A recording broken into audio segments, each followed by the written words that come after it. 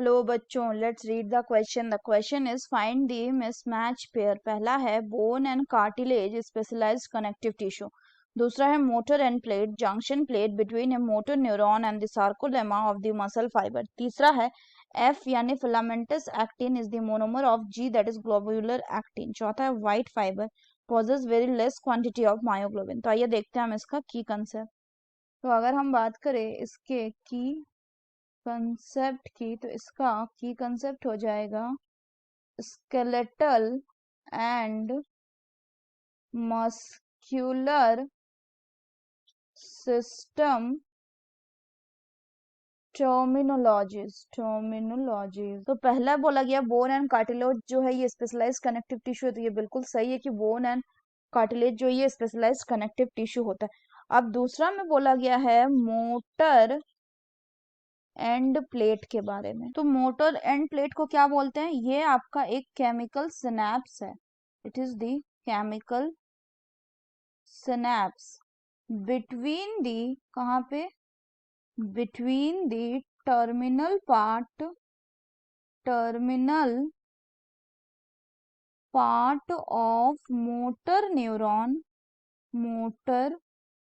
Neuron and the target muscle.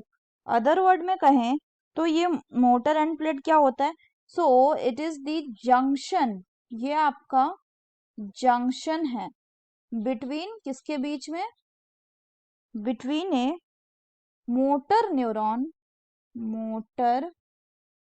Neuron and sarcolemma के बीच में of the muscle fibre. यानी ये कैसा हो गया? ये भी दूसरा भी करेक्ट हो गया. तीसरा बोल रहा कि एफ एक्टिन यानी फिलामेंटस एक्टिन जो है ये मोनोमर है किसका? जी एक्टिन का. एफ एक्टिन अपने आप में, एफ एक्टिन जो ये पॉलीमर है किसका? It is the polymer. और इसके जो मोनोमेरिक होंगे, इसका जो मोनोमर यूनिट्स होंगे उनको कहा जाएगा क्या? It will be called as the G actin, जिसका मतलब होता है ग्लोब्यूलर एक्टिन.